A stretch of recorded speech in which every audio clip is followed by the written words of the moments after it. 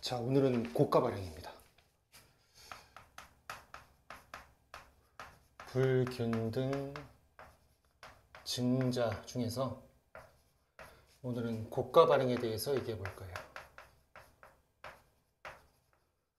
저번에 우리가 같이 공부한 저가 발행의 경우와 마찬가지로 재배정하는 경우도 있고 재배정하지 않는 경우도 있어요. 재배정하는 경우, 재배정하지 않는 경우 둘 다 살펴볼 거고요. 고가 발행은 그거예요. 기존에 발행되고 있는 주식의 가치보다 비싸게 발행이 되는데 그러면 사지 말아야 되잖아요. 근데 누가 사요? 그래서 그 주식을 인수하는 자가 인수하지 않는 주주에게 이익을 분여하는 형태예요.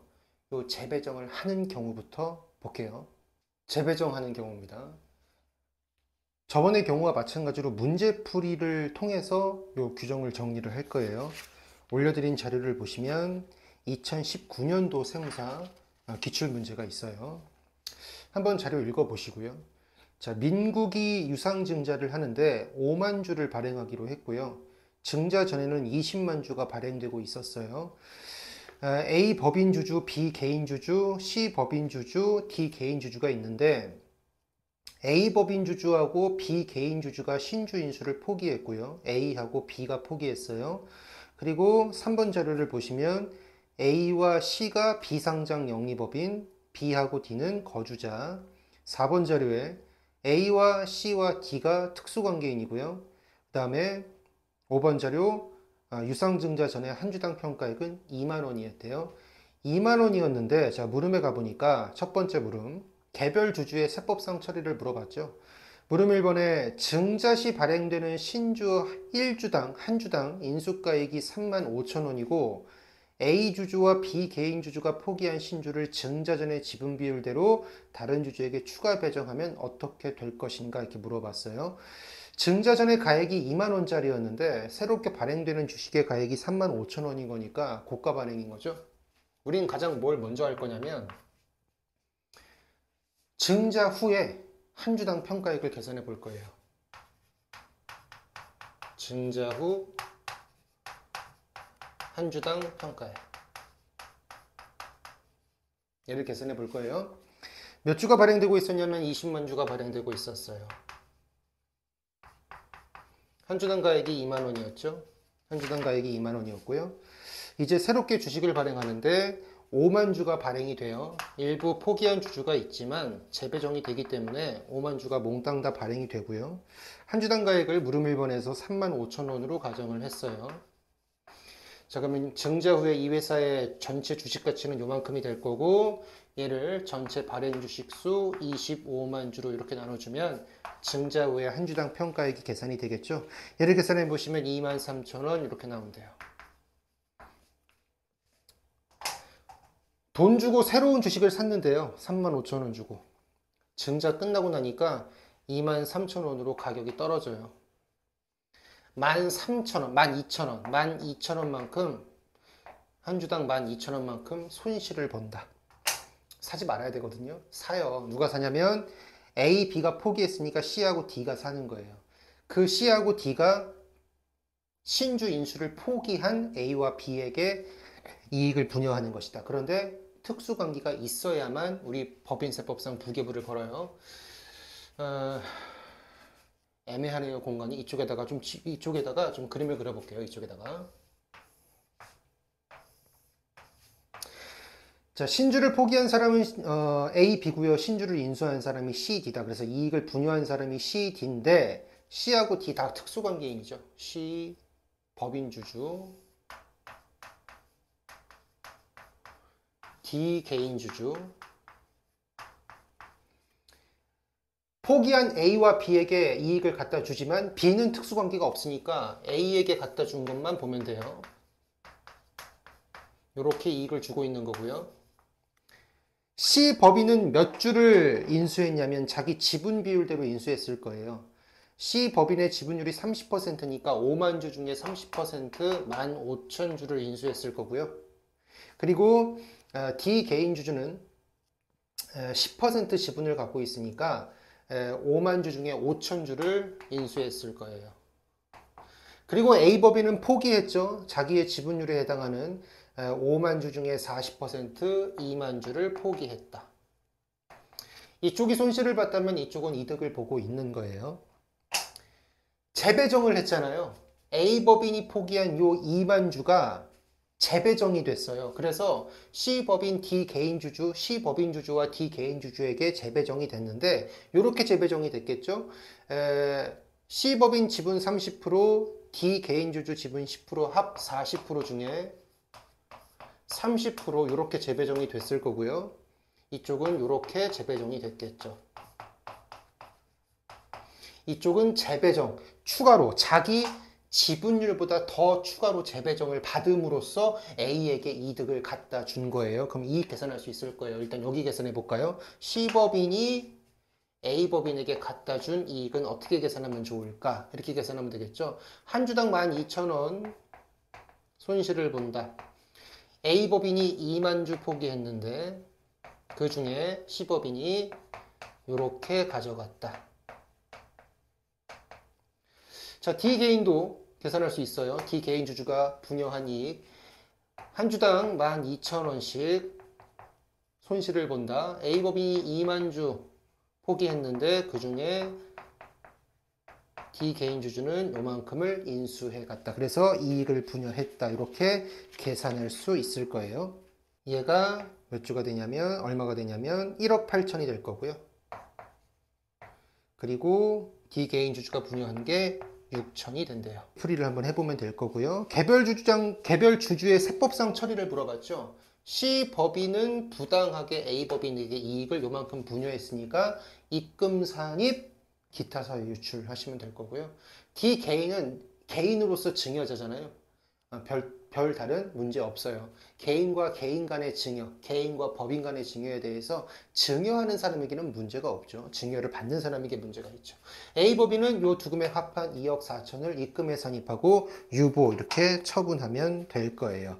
그리고 C법인 주주는 1억 8천만큼 이득을 갖다 줬는데 그건 어떻게 갖다 준 거냐면 인수할 필요가 없는 신주, 이 사람이 포기한 주식 중에 일부를 일부러 아무 이유 없이 초과 배정 받음으로써 이거 살 필요 없었던 주식이었어요. 추가로 재배정 받으면서 이익을 준 거거든요. 요거는 법인세법상 C법인의 자산으로 인정할 수 없다. 그래서 손금산입 마이너스 유보의 세무조정도 함께 해주시면 돼요. 정리하면 C법인은 분여한 이익에 대해서 입금산입, 부당행위 1억 8천, 기타 사유 유출, 초과 배정받은 그 투자 주식 인정할 수 없다. 손금산입 투자 주식 1억 8천 마이너스 유보 이 뜻이에요. 자, 일단 물음 2번을 볼게요. 물음 2번은 신주 한 주당 인수가액은 36,500원이라고 하고 A 법인주주와 B 개인주주가 포기한 신주를 재배정하지 않는 경우로 가정해 보자 그랬어요. 이제 재배정하지 않는 경우예요. 자, 똑같아요. 문제 풀이는 순서는 똑같습니다. 일단 첫 번째 증자 후 한 주당 평가액을 계산해 본다. 몇 주를 발행하고 있었냐면 20만 주 발행하고 있었고요. 한 주당 2만 원짜리였죠. 이제 신주를 발행할 건데 5만 주 발행했지만 이제 재배정되지 않아요. 그래서 A법인과 B법인이 포기한 전체 60%에 해당하는 3만 주가 발행이 안 되고 2만 주만 발행이 된다. 한 주당 가액 36,500원. 자, 이 금액을 22만 주로 나누면 증자 후에 한 주당 평가액이 계산이 될 거예요. 얘를 계산을 해 보시면 21,500원이 된대요.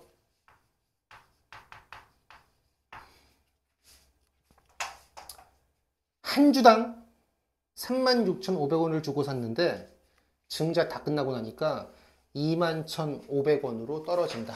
그래서 얘를 주식을 사게 되면 새로 산 주식에 대해서는 한 주당 15,000원만큼 손실을 보게 돼요.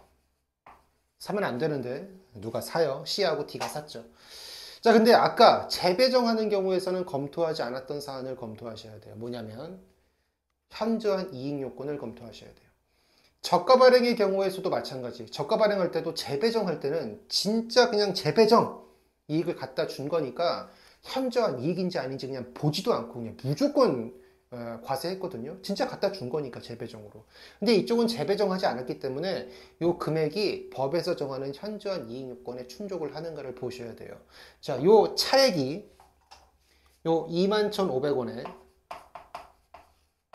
30% 이상일 때에만 요 금액을 계산하시고요. 혹은 얘가 30% 이상이 안 된다 하더라도 분여이익으로 계산된 금액이 3억 이상이면 분여이익을 계산하셔야 돼요. 30% 이상이 될 거예요. 요건을 충족했으니까 우리 금액 계산한다. 아까 그랬던 그림이랑 똑같이 그려볼게요. C 법인 주주가 있었고요. 자, D 개인 주주가 있었어요. A 법인 주주에게 이익을 갖다 주는 거죠. A 법인 주주가 신주 인수를 포기했다. 자기의 지분율만큼, 그게 얼마냐면 5만 주의 40%니까 2만 주 포기했었죠. C 법인과 D 개인은 자기 지분율로 받아갔고요. 이번엔 재배정하지 않았어요. 어찌됐든 간에 고가 발행인 경우로서 이익을 이렇게 갖다 주고 있는 것이고, 실제로 재배정한 부분이 없기 때문에 우리는 간접적으로 증자 이후의 지분율을 이용해서 분여한 이익을 계산할 수 있어요. 자, 증자가 다 끝나고 나게 되면 C법인의 주식은 전체 몇 주가 될까? C법인 원래 6만 주 갖고 있었죠. 자기 지분대로 배정을 받을 거니까 30% 15,000주를 받을 거예요. 그래서 증자가 다 끝나고 나면 75,000주를 들고 있을 거고요. 전체 몇 주 중에? 요 22만 주 중에. 그쵸? 자, 이걸 다르게 얘기해 보면 여기 15,000주만 우리가 떼어놓고 봐야 되는데요. 이 15,000주를 받아갔잖아요. 이 15,000주는 유상증자된 5만 주 중에 15,000주를 받아간 거예요. 예? 얘를 잘 주의해 보세요. 얘를. 그리고 D 개인은 증자가 다 끝나고 나면 2만 주 갖고 있었는데 증자에 새로운 주식을 취득하게 되니까 10% 5,000주를 추가로 사서 증자가 다 끝나고 나면 25,000주가 될 거고요. 여기서 또 여기에 집중해 보세요. 이 5,000주는 5만 주 중에 5만 주 중에 10% 5,000주를 받아간 거예요. 자, 분여이익 계산해 볼게요. 얼마의 이익을 분여한 것일까? 자, 이 금액 한 주당 15,000원만큼 손실을 보게 된다. A법인은 2만 주 포기했다. 그런데 C법인이 인수하면 안 되는데, 고가 발행이라 인수하면 안 되는데 발행된 5만 주 중에 15,000주 자기 지분율만큼 인수하면서 이익을 분여한 것이다. 이렇게 우리 보는 거예요. 그다음 여기도 마찬가지 15,000주 15,000원 곱하기 2만 주 이만큼 A가 이득을 본 거고 이 중에 D 개인이 기여한 건 요 비율인 거죠. 5만 주 중에 5,000주를 인수하면서 이익을 분여한 거예요. 얘를 계산해 보시면 얘를 쭉 계산해 보시면 우리 해설지에 있어요.